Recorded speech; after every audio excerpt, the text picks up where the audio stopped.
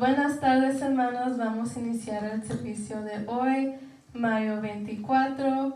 Que Dios les bendiga y los extrañamos mucho. Vamos a orar.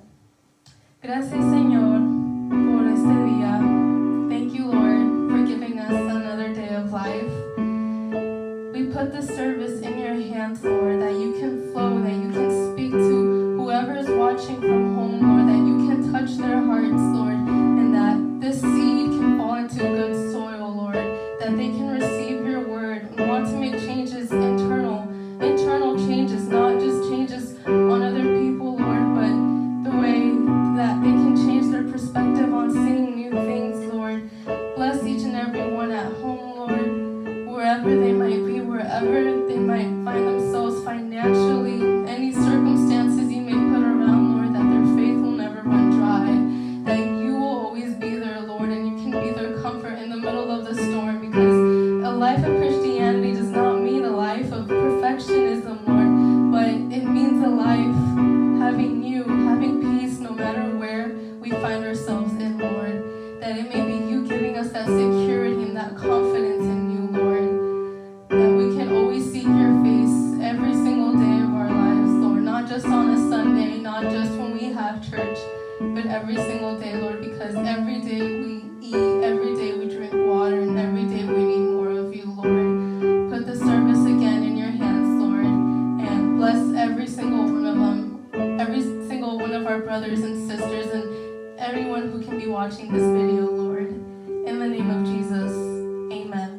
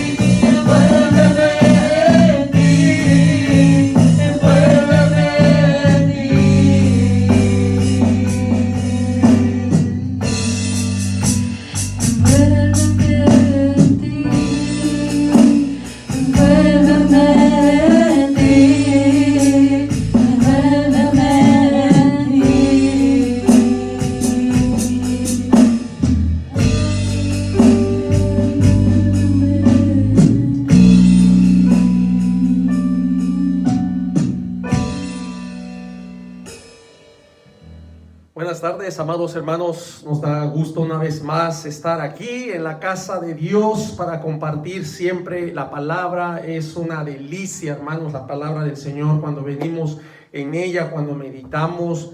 Y siempre hay que pedirle la sabiduría a Dios, al Espíritu Santo. Dice que el que esté falto de sabiduría, pídala a Dios. Hoy tenemos un tema muy hermoso, en el cual Dios habló a mi vida.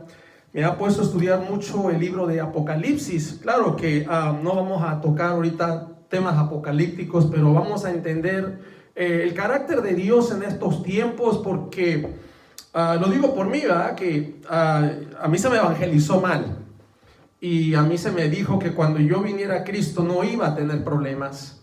Y yo lo que experimenté cuando vine a Jesús, entregué mi vida a Jesús, empecé a tener muchas luchas, muchas pruebas, muchas dificultades, que yo quería dejar el camino de Jesús, quería mejor volver a donde yo estaba, y la verdad que hay gente que cuando se le dice eso se frustra. Bueno, no que Dios no iba a tener problemas, se frustran y muchas veces tildan a las personas de mentirosas por un mal mensaje, cuando realmente Dios en esas pruebas, en esas luchas, nos está preparando. Prepara nuestro carácter moral, prepara nuestra vida, nuestra santidad, prepara a que seamos personas fieles. Todo lo que Dios hace tiene propósitos. No voy a decir que solo la parte del sufrimiento es algo malo, no, es parte de ese complemento, es parte de ese ingrediente de nuestra vida cristiana. El tema de hoy se llama El amor de Dios nos corrige. El amor de Dios nos corrige. Vamos a inclinar nuestros rostros y vamos a pedir la dirección de Dios. Padre Santo, en esta tarde yo te ruego, Señor, tu dirección, tu sabiduría, que seas tú tomando el control de mi mente, de mi corazón, de mi vida, Señor, y que esta palabra, Señor, que se está exponiendo, Padre, a través de este medio, toque corazones, toque pensamientos, Señor, que las personas te conozcan, se vuelvan a ti, que cumpla el propósito que tú tienes, Señor, porque dice tu palabra que tu palabra no vuelve a ti vacía, sino que lleva fruto. Gracias te damos en el nombre de Jesús. Amén. Amén. El amor de Dios nos corrige. Siempre hablamos del amor de Dios como algo bueno. Y sí es bueno el amor de Dios, no estoy diciendo que es algo malo. Pero muchas veces el amor de Dios hacia nosotros, hermanos, Dios a veces nos jala las riendas. Dios, hermanos, en su amor también nos limita. El que Dios nos ame no significa que nos deje hacer lo que nosotros querramos. Igual un padre, no porque ame a su hijo lo va a dejar que haga lo que quiera, que tire las cosas. No, nos enseña disciplina, nos enseña instrucción, nos da corrección. Y es lo mismo que Dios hace en su amor, nos corrige, en su amor nos disciplina, en su amor nos castiga. Yo sé que muchas personas no están de acuerdo con el término castigar, porque se imaginan a un capataz con un látigo listo y dispuesto a golpear, y entonces como que esa palabra no les gusta, pero la realidad es que Dios sí castiga. Igual el padre castiga a su hijo. Te voy a decir algo, la palabra disciplina es una palabra muy general, porque la palabra disciplina tiene más que ver, como por ejemplo, si yo me levanto a las 5 de la mañana y voy a correr, me hago esa disciplina, tiene más que ver con una rutina y también una responsabilidad. Yo practico deportes y tengo la disciplina de correr todas las mañanas, tengo la disciplina de leer, tenemos disciplinas, pero la palabra castigo precisamente es una palabra en la cual Dios nos confronta, hermanos, por nuestra maldad, por nuestro pecado, pero con el fin de corregirnos, con el fin de que nos volvamos a Él, con el fin de que Él nos ama y desea un beneficio para nosotros. La humanidad, hermanos, hoy en nuestros tiempos no sabe distinguir lo bueno de lo malo, porque siempre pensamos, hermanos, en nuestra carne. No sabemos distinguir de Dios porque siempre buscamos nuestro beneficio, lo que a mí me gusta, lo que a mí me agrada. Ni tampoco, hermanos, sabemos distinguir cuando Dios nos corrige, hermanos, y cuando Dios nos castiga por nuestro pecado, por nuestra maldad. Déjeme decirle lo que dice el libro de Job. Job 5:17 dice: he aquí, bienaventurado es el hombre a quien Dios castiga. Por tanto, no menosprecies la corrección del Todopoderoso. Vea qué lindo, como la inspiración del Espíritu en Job dice: he aquí bienaventurado. La palabra bienaventurado es dichoso. Ese hombre es dichoso, es el hombre a quien Dios castiga. Es dichoso por cuanto recibe la corrección de Dios. Y también, hermano, déjame de decirle que Dios le dijo a David, en lo que respecta a Salomón, cuando él iba a edificar casa a Jehová, y que Jehová afirmaría para siempre el trono de su reino. En el segundo libro de Samuel, en el capítulo 7, dice: yo le seré a él padre, y él me será a mí hijo, y si él hiciere mal, yo le castigaré con vara de hombres y con azotes de hijos de hombre. Vea, Dios amaba a David, amaba a Salomón, y aún así Dios tiene que corregir, Dios tiene que instruir disciplina, Dios tiene que castigar la maldad, Dios castiga el pecado. Vea lo que dice Hebreos 12, capítulo 12, Hebreos 12 del 5 al 8. Hebreos 12 del 5 al 8 dice: y habéis ya olvidado la exhortación que como a hijos se os dirige, diciendo: hijo mío, no menosprecies la disciplina del Señor, ni desmayes cuando eres reprendido por Él, porque el Señor al que ama disciplina y azota. Es tremendo esa palabra: y azota a todo el que recibe por hijo. Si soportáis la disciplina, Dios os trata como a hijos, porque ¿qué hijo es aquel a quien el Padre no disciplina?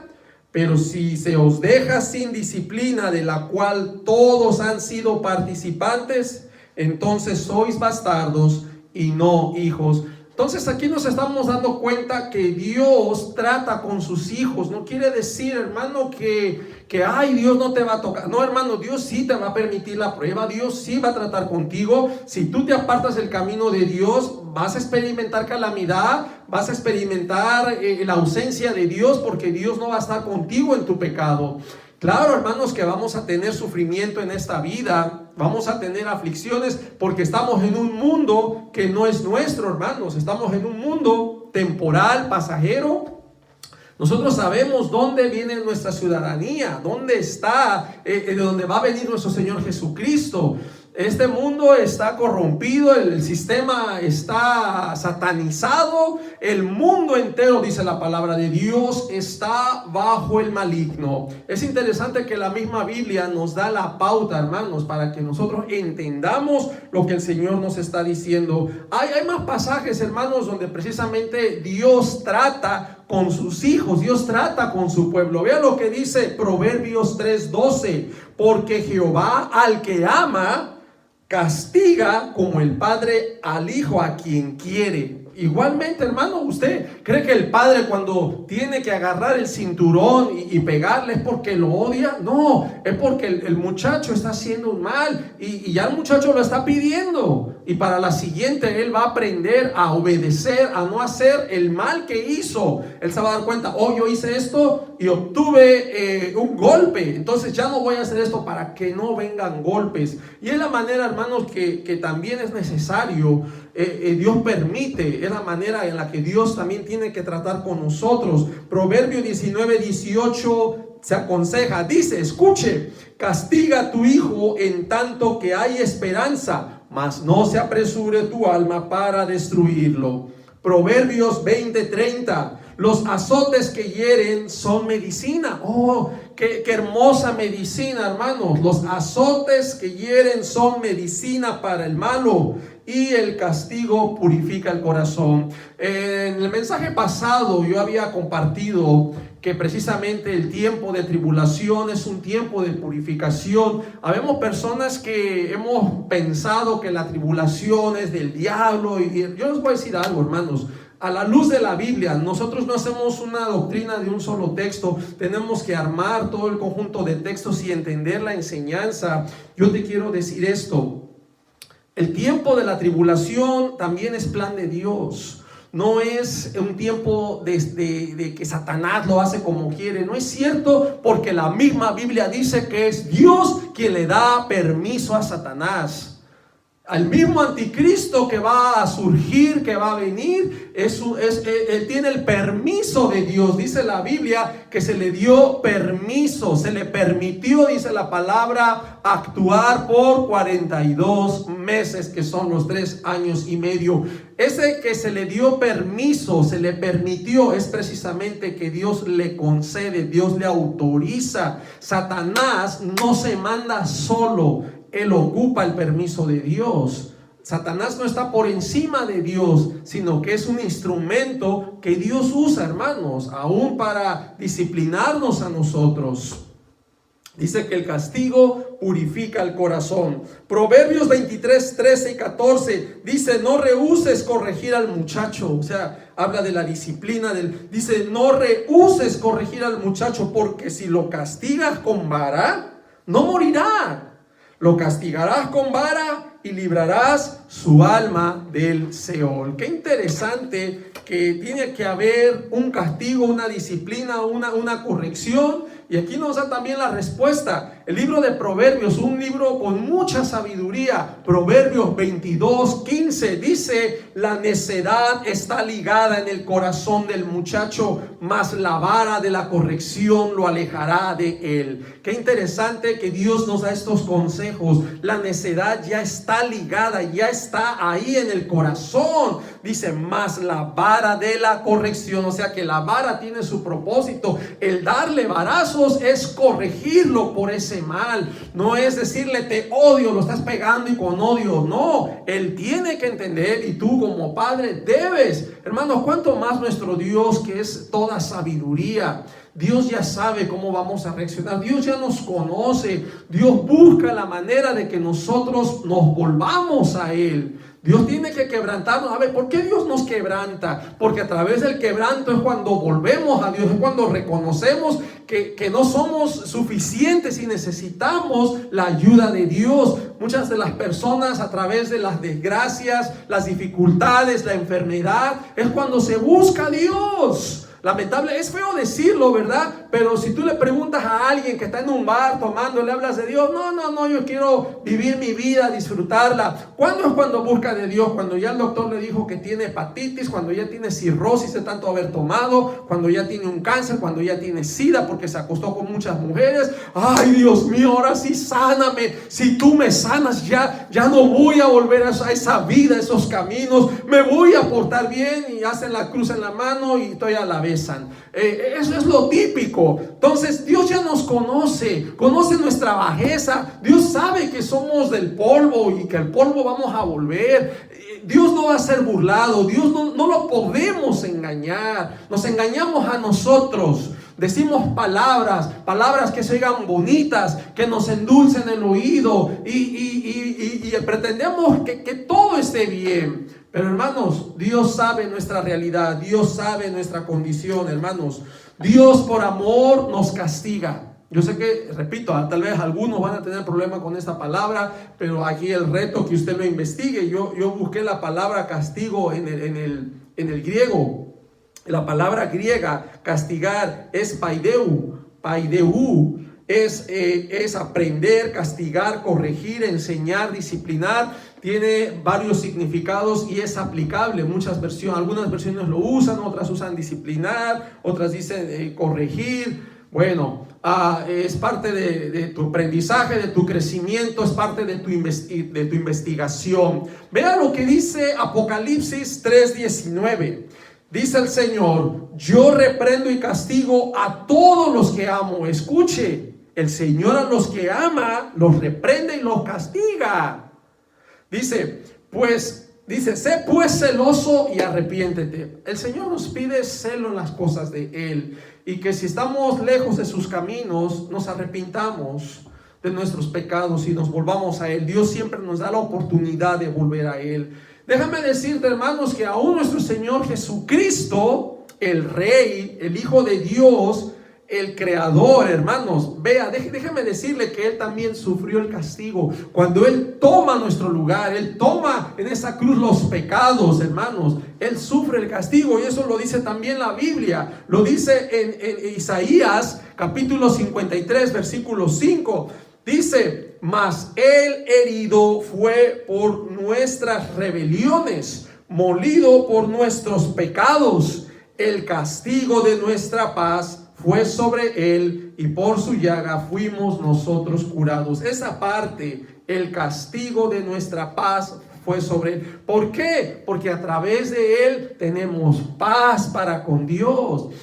A través de esto, hermanos, Él nos da el ministerio de la reconciliación que habla el apóstol Pablo, ¿sí? Estaba Jesús reconciliándonos con Dios y nos concedió el misterio de la reconciliación. Él desea que nosotros nos reconciliemos con Dios.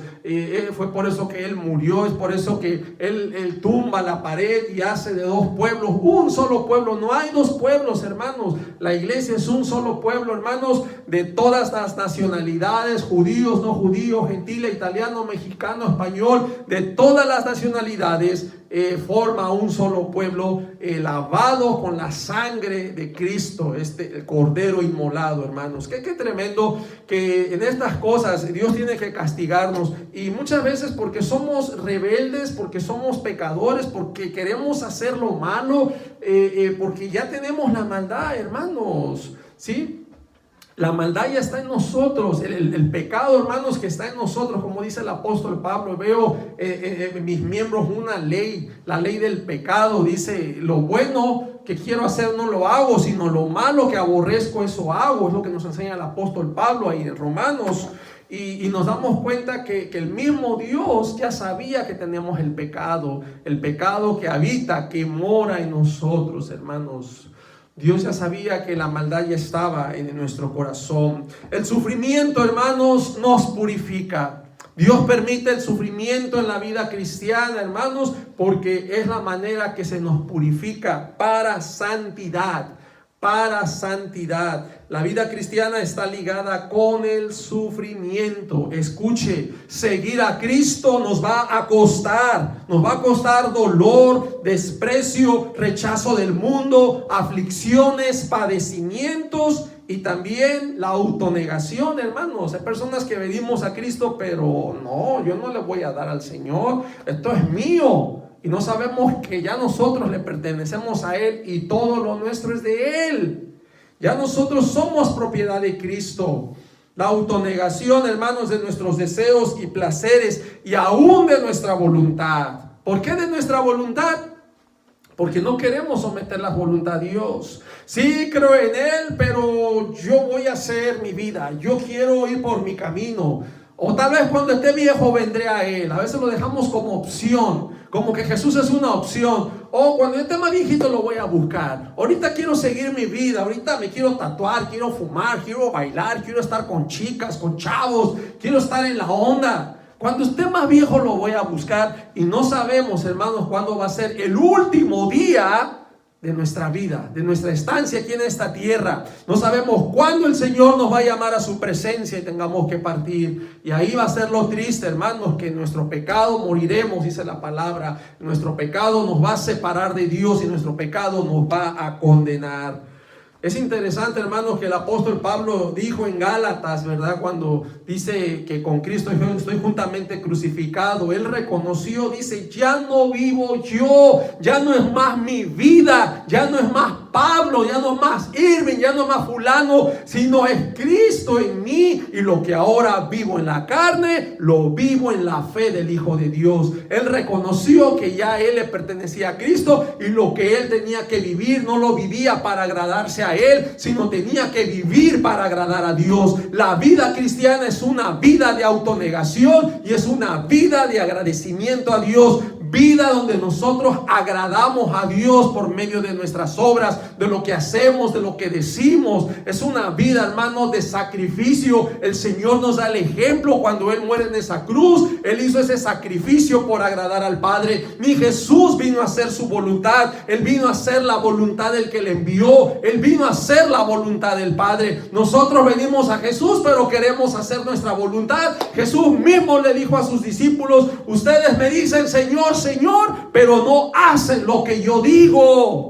Y así está la cristiandad hoy en día, que cada quien tiene sus ideas, sus conceptos y quieren vivir como quieren, cuando la misma palabra de Dios nos pide sacrificio. Y a veces malinterpretamos la gracia. Oh, es que Él ya murió, nosotros ya no vamos a sufrir y yo puedo seguir mi vida. Ya como que cuando la vida cristiana es una vida de sacrificio, es una vida sacrificial, hermanos. Es cierto, el justo por la fe se va a salvar, pero hermanos, la fe lleva obras. Santiago dice que la fe muerta es aquella que no lleva obras. ¿Sí? Dice: muéstrame tu fe sin tus obras y yo te mostraré mi fe por mis obras. Porque las obras son el resultado de la fe. Cuando tú tienes fe en Dios, hay una obra, hay un proceder, hay una actitud, hay un testimonio que tú debes guardar, que tú y yo debemos guardar en la vida cristiana. Ser cristianos no nos da permiso, no nos da licencia para vivir como queramos, no nos da la autoridad de vivir en el pecado, hermanos. Si el Señor ya nos sacó de ahí y otra vez volver al pecado, hermanos, la vida cristiana tiene límites. Y si el Señor nos los marca en el Antiguo Testamento, Dios le dice: no traspasarás los linderos que establecían tus padres. Tenemos linderos, hermanos. Hay lugares que como cristianos nosotros no frecuentamos. Hay lugares donde no podemos entrar. No tenemos nada que hacer ahí, hermanos, porque guardamos nuestro testimonio, guardamos nuestra relación con Dios, nuestra comunión con Dios. Y yo no quiero que mi pecado me separe de Dios, porque el pecado es lo que nos separa de Dios. Cristo vino a morir para reconciliarnos con Dios, pero tú vuelves al pecado, te vuelves a alejar de Dios.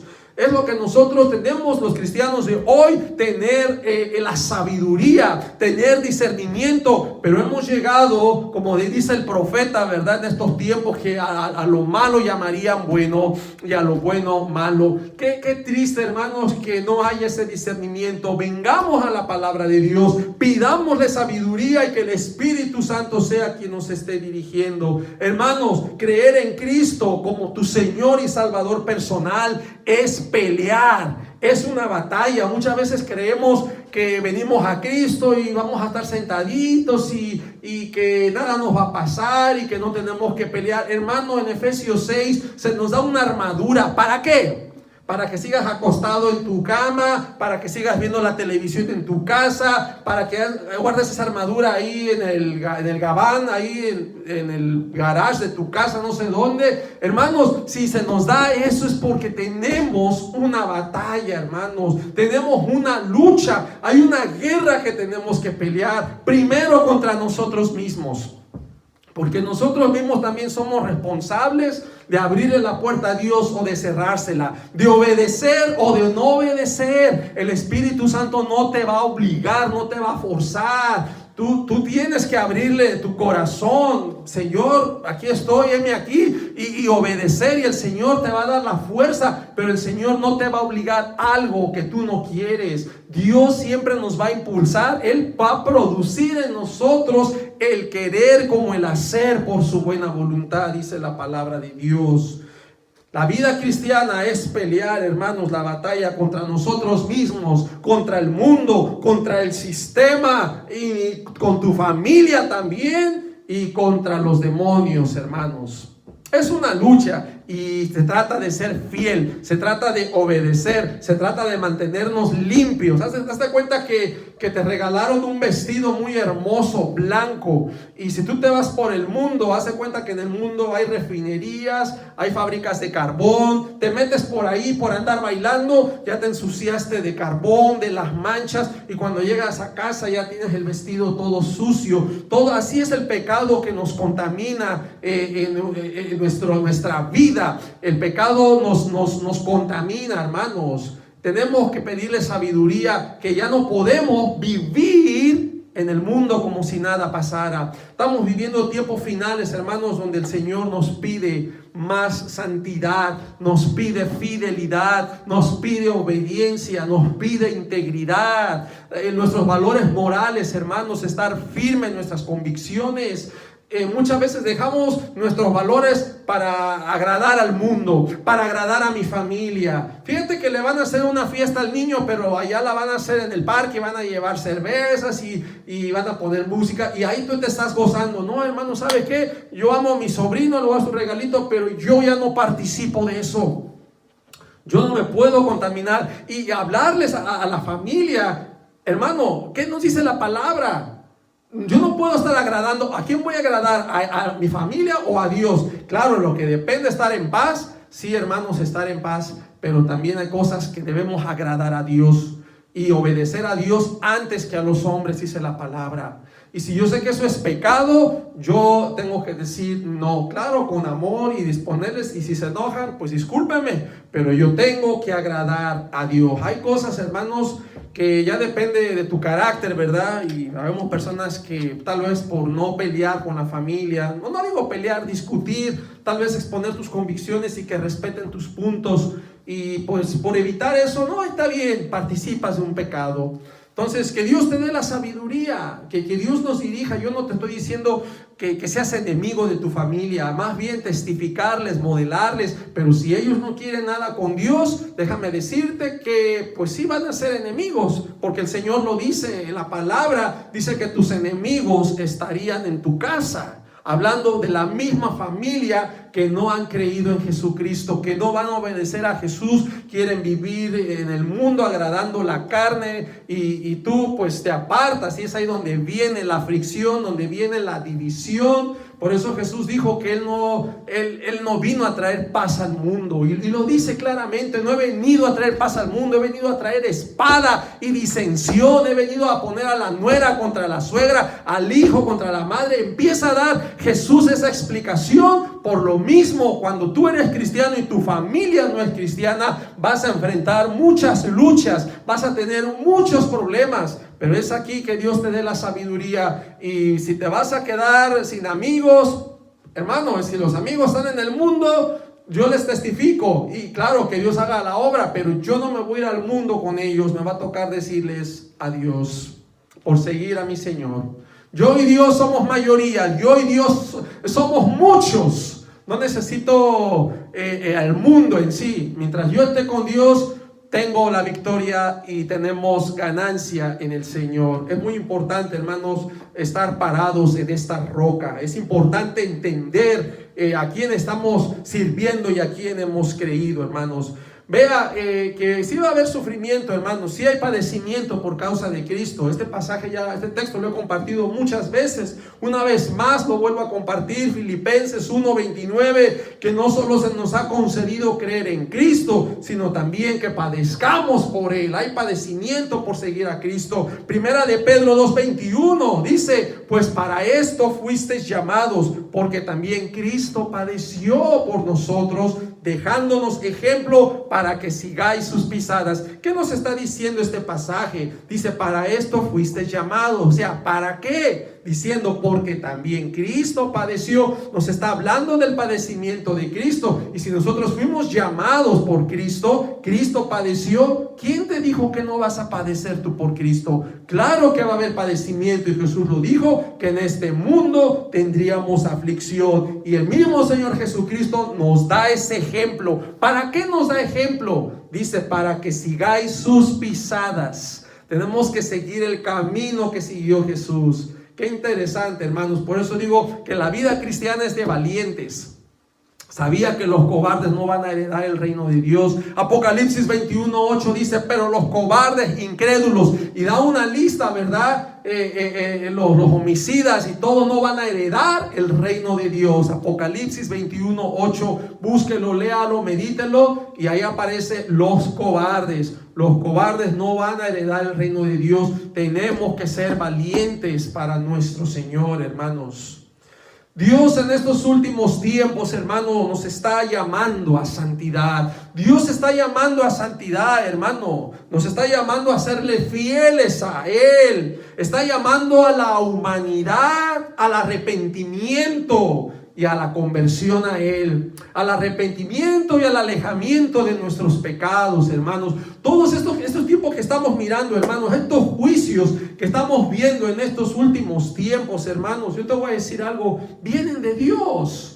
Tú vas a decir, pero no, claro que sí vienen de Dios. No importa lo que diga la gente de la conspiración del nuevo orden mundial. No importa que si el COVID-19 viene de los murciélagos o fue creado en un laboratorio de Wuhan, en China. Hermanos, déjame decirte, Dios permite todas estas calamidades con el fin de que nos volvamos a Él. No importa que ese virus haya sido creado por el hombre, Dios ya lo sabía. Dios tiene conocimiento, Él es omnisciente y Él sabe y permite. ¿Por qué se nos dice en Mateo 24 que habría pestes? Vendrían pestes. Hermanos, son los tiempos que estamos viviendo. Estamos viviendo precisamente el principio de dolores. Todavía lo que viene, hermano, es algo que nos va a purificar más, hermano. Mucha gente desea volver a la normalidad, pero para seguir en su pecado. Oh, gloria a Dios que a través de esto hayamos aprendido y haya un cambio. Pero hermanos, yo dudo de que no va a ser así. Te voy a decir por qué. Lo veo en la actitud de la gente, lo veo en la respuesta de la gente. El simple hecho de no guardar las normas de distanciamiento social. Yo sé que hay necesidad de abrir los trabajos, los negocios, hay necesidad, pero la gente está brincando, no se está respetando eso. Y no es que yo sea legalista, pero yo sí te digo algo: Dios es un Dios de orden. Dios establece un orden, hermanos.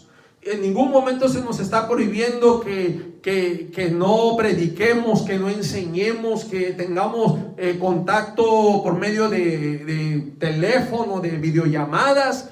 Claro, es para prevenir, hermanos, un contagio más a otras personas débiles, a los ancianos, a los niños. Se trata de protección. Dios es un Dios sabio, hermanos. Yo siempre he dicho que la fe va de la mano con la sabiduría. No es una fe tonta, hermanos, es una fe donde tenemos que discernir, donde tiene que haber sabiduría en nuestras decisiones y entender. Pidámosle a Dios siempre entender, amado hermano. Es interesante. También la iglesia, hermanos, déjenme decirle, también la iglesia en nuestros días debe ser purificada con tribulación. Cuando hablamos de tribulación, a la gente no le gusta, va a decir, no, pero si el Señor ya lo pagó y Él lo sufrió, nosotros no vamos a sufrir. Hermano, yo te voy a decir algo. ¿Quién te dijo que no vas a sufrir? Claro que vamos a sufrir. Ay, hermano, si nos enfermamos y nos lleva el Señor, pues partimos a su gloria. Y aún así la enfermedad es parte del medio que Dios va a usar para llevarnos a su presencia, hermanos. La iglesia necesita ser purificada con la tribulación. ¿Dios es amor? Claro que sí, pero también la palabra dice que es fuego consumidor. Y que Dios no tomará por inocente al culpable. Dios no va a tomar por inocente al culpable. Yo te voy a decir algo, hermano, hablando de los juicios de Dios. Los juicios de Dios han sido por todas las generaciones y son para todas las generaciones del mundo, incluyendo la iglesia. Escuche bien el propósito del sacrificio de Cristo. El propósito del sacrificio de Cristo, hermanos, dice la palabra de Dios, que nos libra de la condenación y de la ira venidera. Vea lo que dice Juan 5:24. El que oye mi palabra y crea al que me envió tiene vida eterna y no vendrá condenación, mas ha pasado de muerte a vida. Ok, ¿cuál condenación? La del infierno, hermanos. Dios nos libra de la condenación del infierno. Juan 5:29 dice: los que hicieron lo bueno saldrán a resurrección de vida, mas los que hicieron lo malo a resurrección de condenación. Hermanos, el Señor sabe que los que hicieron lo malo están condenados. Los que ya hemos creído en Cristo, hermanos, Él nos vino a librar de la condenación. Dos cosas: nos libra de la condenación y nos libra de la ira venidera. Dice Romanos 5:16, el juicio vino a causa de un solo pecado para condenación. O sea, el pecado nos condena, hermanos, pero el don vino a causa de muchas transgresiones para justificación. Romanos 8:1, ahora pues ninguna condenación hay para los que están en Cristo. No, ya no hay condenación. Él nos vino a librar de esa condenación. Los que no andan conforme a la carne, sino conforme al Espíritu. Qué interesante. Ahí hay pasajes donde el Señor nos libra de la condenación, pero también de la ira, hermanos, de la ira. Dice 1 Tesalonicenses capítulo 1, versículo 10, y esperar de los cielos a su Hijo, al cual resucitó de los muertos, a Jesús, que nos libra de la ira venidera. Y luego en 1 Tesalonicenses 5:9 dice, porque no nos ha puesto Dios para ira, sino para alcanzar salvación por medio de nuestro Señor Jesucristo. Romanos 5:9 dice, pues mucho más estando ya justificados en su sangre, por él seremos salvos de la ira. Rápidamente yo te quiero compartir algo, ¿verdad? Y hay que aprender. Nunca hagas una doctrina de un texto, hermano. No tomes un texto de pretexto. Aprende a embonar los pasajes. La misma palabra nos enseña, es un rompecabezas. Aún en la misma ley no se podía admitir acusación de una sola persona, no, si no había más testigos. Dios, cuando nos dio la palabra, nos dejó muchos testigos. Lo dice también en Hebreos, una gran nube de testigos que atestiguan la veracidad de la palabra, y toda esa palabra no se contradice, se embona. Yo te quiero decir algo, muchos han confundido ahorita este tiempo, y que ya estamos en las trompetas, que ya están en los sellos, que hermano, estamos viviendo ahorita principio de dolores. Muy pronto, no sé cuándo, no te estoy dando fechas, tampoco la Biblia dice que nadie sabe. No sé el tiempo de Dios, sus planes, pero por eso hay que ser entendidos, como dice Daniel, los entendidos comprenderán. El primer sello, hermano, cuando se abre el primer sello, los sellos los va a abrir Jesucristo. El primer sello va a aparecer el anticristo y se van a seguir, hermano, unas calamidades. Se va a venir en el quinto sello esa persecución donde Juan miró las almas de los que habían sido muertos, y todavía va a continuar. Ellos estaban clamando al Señor, pidiendo justicia. ¿Hasta cuándo juzgas y vengas nuestra sangre de los moradores de la tierra? Y se les dio vestiduras blancas y se les dijo que descansasen un tiempo más hasta que se completara el número de sus consiervos que habían de ser muertos como ellos. Y sigue, ¿verdad? Hasta cuando vienen las trompetas. Y qué interesante, hermano, esos juicios van a traer purificación, esos juicios van a hacer crecer a la iglesia. Y mira, fíjate lo importante en las trompetas, hermano. Sabemos que la final trompeta, yo sé que he estudiado la teología y por mucho tiempo, hermanos, yo lo digo con amor, respeto y cariño. Yo sé que cada quien tiene su manera de pensar, pero yo en lo personal creo que la iglesia va a estar en ese tiempo de los sellos y las trompetas hasta la final trompeta, que seremos arrebatados.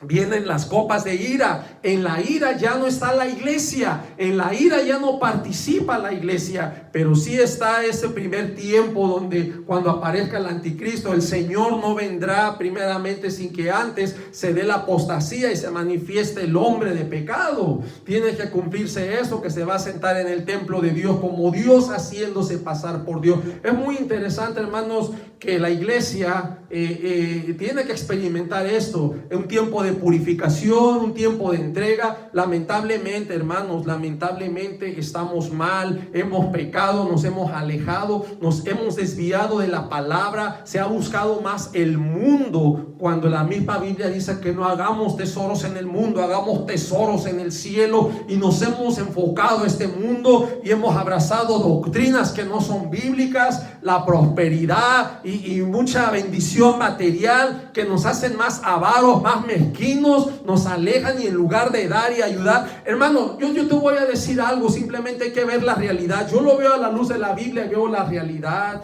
Y no es que esté atacando, no, hermano, simplemente que yo ya no quiero ser engañado. Yo por mucho tiempo creí a cualquier profeta, a cualquier persona que me daba una palabra. Ahora ya estoy meditando más en la palabra, estoy cuestionando lo que se dijo. ¿Eso es de Dios o no es de Dios? Aprendamos, iglesia, a reconocer si esa palabra es de Dios. Ay, hermano, que la sanidad, ok, ¿por qué no se juntan todos esos pastores? No voy a decir nombres, de la sanidad, y por qué no sanan el coronavirus. Varios han decretado: coronavirus, te vas, y no ha sucedido nada. Nada ha sucedido. Por favor, no seamos más engañados de estos profetas que se dicen profetas.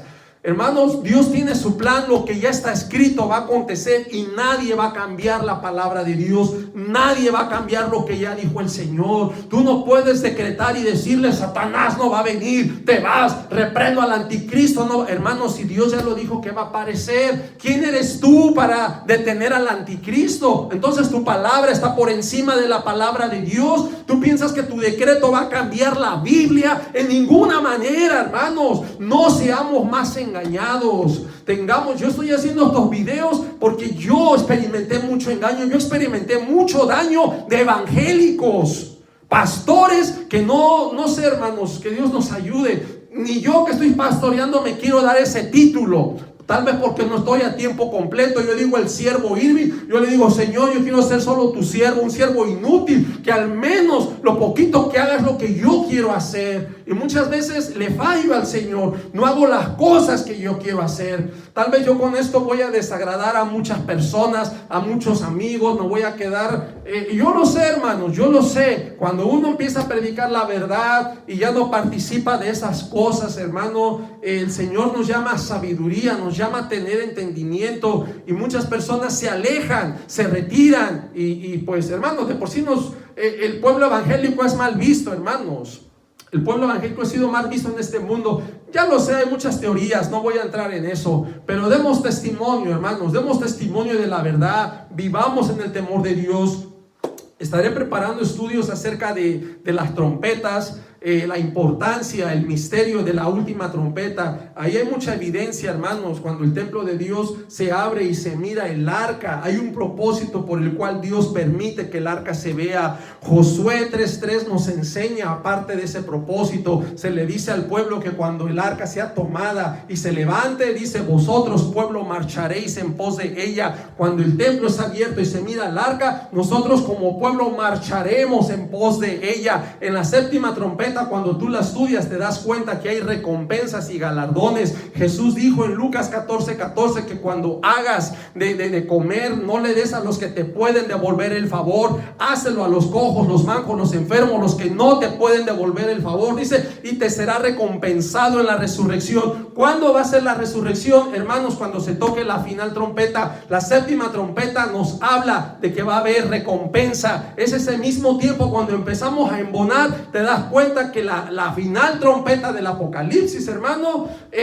esa es nuestra salida, hermanos, con el Señor. Cuando Pablo habla de la final trompeta, no es una trompeta que se está tocando. Cuando dice la final, está hablando de un conjunto de sonidos, de toques de trompetas, pero se habla hasta la final, dice el apóstol Pablo, porque se tocará la trompeta y los muertos en Cristo, pero siempre hablando de la final trompeta, no la primera, no la segunda, no la tercera.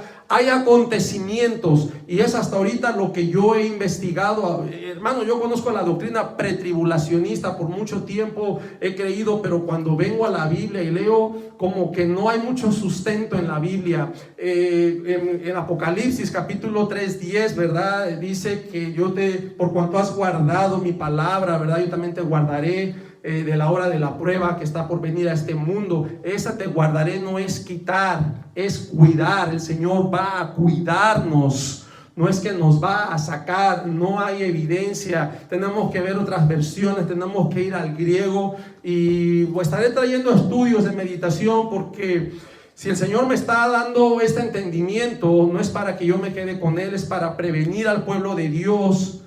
yo no te estoy pidiendo que me creas, investígalo. La Biblia no es para contender, no es para criticarnos, es para animarnos, exhortarnos, sí, pero para también aprender, hermanos. Es útil para enseñar, dice la palabra. Entonces es trabajo de nosotros investigar la palabra. Hasta aquí nos vamos a quedar, amados hermanos, en este mensaje. Gracias, que Dios nos los bendiga. Y la verdad que tenemos una gran tarea por delante, tenemos una lucha que pelear, hay una batalla que tenemos que ganar, hermanos, y tenemos que venir siempre a la única verdad. Tenemos la única luz, la palabra profética más segura. Esta es la palabra profética, no es una denominación, no es un pensamiento del hombre. Tenemos que aprender a embonar la palabra de Dios. Padre Santo, te damos gracias en esta tarde, Señor. Te pido perdón, Señor, por mis pecados. Te pido perdón si he callado cuando he tenido que hablar. Te ruego, Señor, que me sigas dando sabiduría y que todo aquel que oiga este mensaje, Señor, tenga la capacidad de investigar, que lo rete a buscar la verdad, a que no esté de acuerdo conmigo, porque no se trata del punto ese, pero es a buscar tu verdad. Y que cada persona se alinee a lo que tú has dicho. Yo sé que hay tantas religiones, hay tantas denominaciones, y que más bien parece un campo de golf, un ring de boxeo donde se tira uno al otro, Señor. Padre mío, ayúdanos, Padre. En el nombre de Jesús te damos a ti la honra y la gloria. Amén. Amén. Gracias, mis amados hermanos. Que Dios me los bendiga. Hasta pronto. Bendiciones.